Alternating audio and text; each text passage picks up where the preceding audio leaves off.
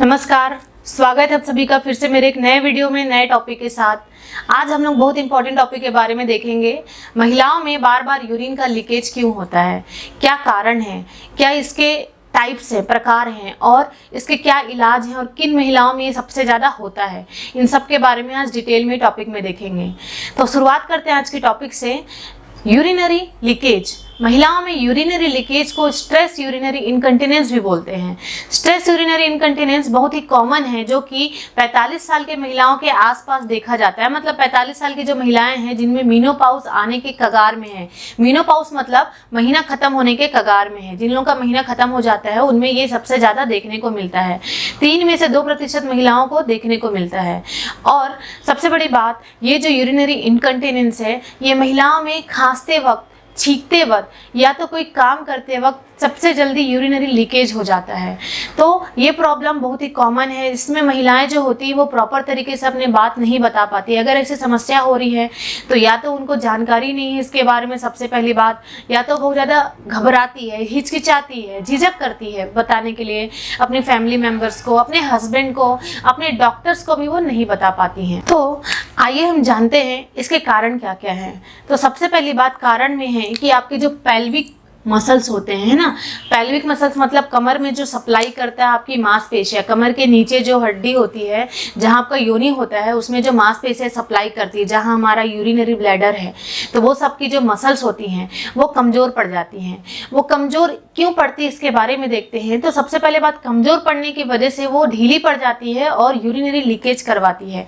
हमारी जो कमर की मांसपेशियां होती हैं वो आगे की तरफ हमारी यूरिनरी ब्लैडर, पेशाब की थैली को कवर करके रखती है। पीछे की तरफ हमारे मल द्वार होते हैं जो मल त्याग करते हैं उसको कवर करके रखती है, तो सपोर्ट करके रखती है। तो उसका जो सपोर्ट होता है वो ढीला पड़ जाता है, जिसकी वजह से यूरिन बार बार लीकेज होता है।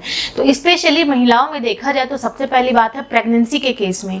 प्रेगनेंसी में क्या होता है, जब वो पूरा बेबी पूरा पेट में ग्रो करता है, ग्रो करते वक्त वो बेबी का जो भार है वो पूरा पेल्विक के मसल्स की तरफ पड़ता है। भार पेल्विक के मसल्स की तरफ पड़ेगा तो ऑब्वियसली पेल्विक के मसल्स ढीले होंगे, जो टाइट है, कॉन्स्ट्रिक्ट है, वो रिलैक्स हो जाएंगे, तो जिसकी वजह से भी एक कारण है। दूसरा है चाइल्ड बर्थ। जब बच्चा पैदा होता है तो उस समय क्या होता है कि हमारी सबसे ज़्यादा योनि की जो मांसपेशियां हैं, कमर की जो मांसपेशियां हैं, वो सबसे ज़्यादा इन्वॉल्व होती है बच्चे को पैदा करने में।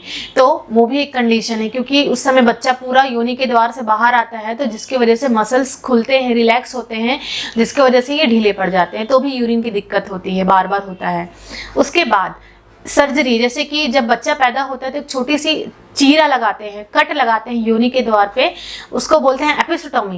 एपिसिटोमी करते वक्त भी मसल्स जो होते हैं यूरिन में इन्वॉल्व रहते हैं, वो मसल्स भी रिलैक्स हो जाते हैं, क्योंकि वो मसल्स को कट करेंगे तो ऑब्वियसली उसका जो काम करने की क्षमता है वो धीमी पड़ जाती है।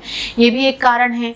उसके बाद है आपका एज होने के कारण। एज इंक्रीज, जैसे जैसे एज इंक्रीज होता है, जैसे कि 45 साल हो गया महिलाओं में, तो 45 साल 60 साल, जैसे जैसे एज इंक्रीज होता है मांसपेशियां ढीली पड़ने लग जाती है, मांसपेशियों की क्षमता सब कमजोर पड़ने लग जाती है, वो भी एक कारण है।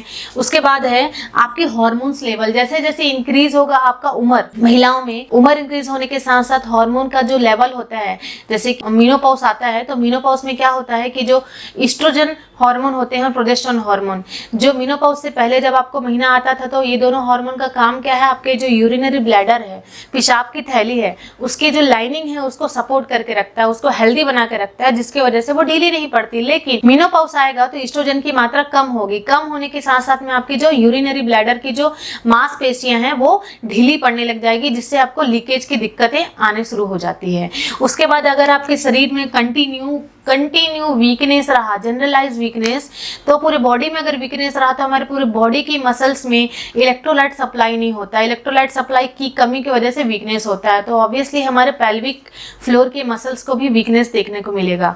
तो ये भी कारण है यूरिनरी लीकेज करने का। अगर आपके जो यूरिनरी स्फिंक्टर है, मतलब आपकी जो ब्लैडर है, ब्लैडर की जो दीवारें हैं या लाइनिंग है वो रिलैक्स हो गई है, कॉन्स्ट्रिक्ट मतलब टाइट रहना, ब्लैडर की जो लाइनिंग है, वॉल है, लेकिन वहीं पर अगर वो रिलैक्स हो गई गई, आपके यूरिनरी ब्लैडर, पेशाब की थैली के जो ब्लैडर है वो रिलैक्स हो गया, जिसकी वजह से आपको ये दिक्कतें देखने को मिलेगी। रिलैक्स हो गया मतलब ढीला पड़ गया।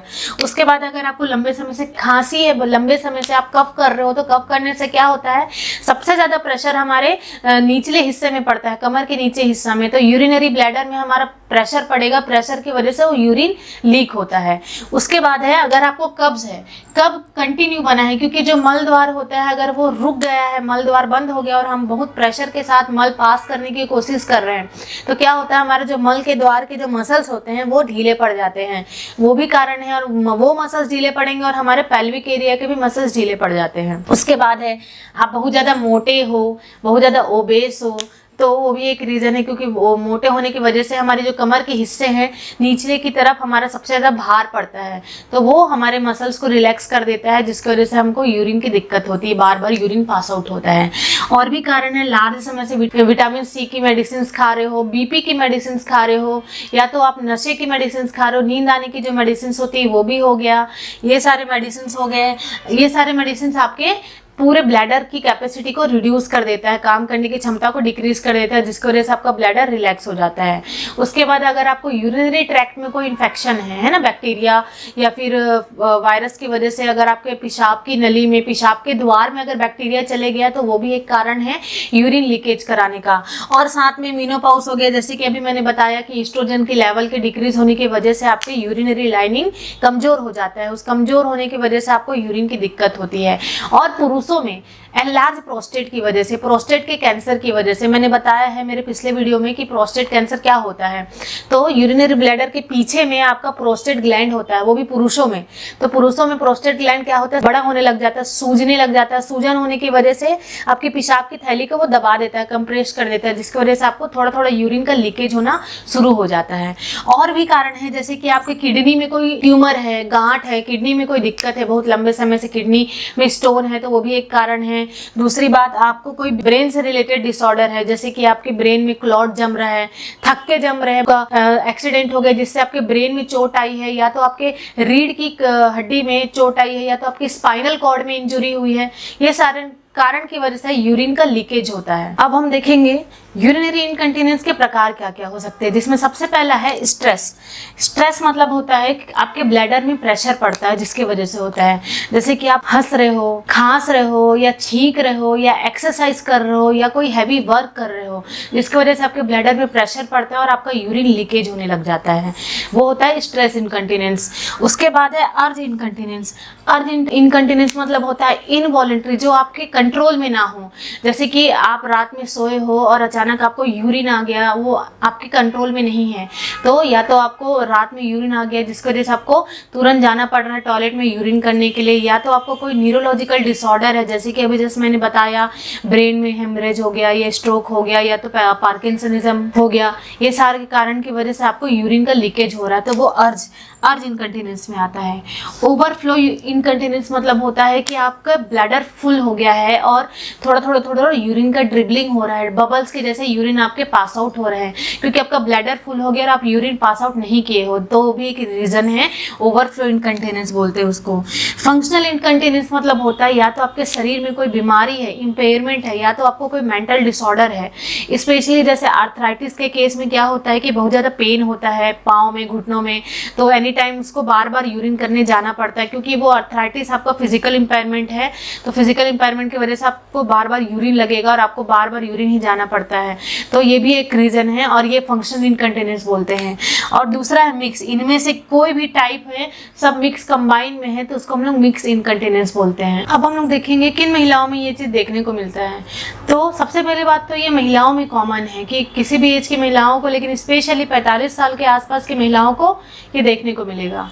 दूसरी बात, जिनको मेनोपॉज है आने वाला है या जिनको मेनोपॉज हो गया है उनमें भी ये देखने को मिलेगा। और मल्टीपल डिलीवरी, एक से ज़्यादा डिलीवरी है जिनका, मतलब 4-5 जितने भी डिलीवरी है, तो उनमें भी ये देखने को मिलता है। उसके बाद है अगर महिला बहुत ज़्यादा टोबैको, तम्बाकू, शराब, गुटखा, स्मोकिंग, ये सारे नशीले पदार्थों का सेवन करती है, तो भी उनमें देखने को मिलता है। अगर खाने में ज़्यादा मात्रा में शुगर खा रही हैं या तो खाने में ज़्यादा मात्रा में सोडा डाल के खा रही हैं, उन महिलाओं को भी ये देखने को मिलता है यूरिनरी यूरिनरी इनकंटिनेंस। और साथ में जो फैमिली हिस्ट्री है, जैसे कि माँ को है तो माँ के बाद बेटी को होगा, फिर उनकी बेटी को होगा, इस तरीके से पीढ़ी दर पीढ़ी ये चली आती है, तो ये भी एक प्रॉब्लम है। तो ये सब इन महिलाओं में देखने को मिलता है। और आपको समय रहते डॉक्टर के पास जाना चाहिए। जब भी आपको ऐसी दिक्कतें आ रही हैं, आप कोई एक्सरसाइज कर रहे हो या तो कोई घर का काम कर रहे हो या तो नॉर्मल खांस रहे हो, छींक रहे हो या एक्टिविटी कर रहे हो या तो ऐसा काम कर रहे हो जिसमें आपके पेट में प्रेशर पड़ रहा है, तो ऐसे थोड़ी सी भी दिक्कत आ रही है तो आपको तुरंत हॉस्पिटल जाके डॉक्टर को दिखाना चाहिए। और इसका ट्रीटमेंट पॉसिबल है, आप इसके सारे ट्रीटमेंट ले सकते हैं। उसके बाद कुछ घरेलू टिप्स एंड ट्रीटमेंट के बारे में बता रही हूँ। तो जिसमें सबसे पहली बात, आपको आपके जितने भी कारण है, जैसे मैंने बताया जो भी कारण है आपके यूरिनरी इनकंटिनेंस होने का, तो उस कारण को सबसे पहले आपको खत्म करना पड़ेगा। उसके बाद है आपके लाइफस्टाइल मॉडिफिकेशन, आपके लाइफस्टाइल को मॉडिफाई करना है। जैसे कि आप बहुत ज़्यादा ओबेस हो, वेट बहुत ज़्यादा गेन है, तो वेट को रिड्यूस करिए। आप सबसे पहली बात वेट रिडक्शन मेथड यूज़ करिए।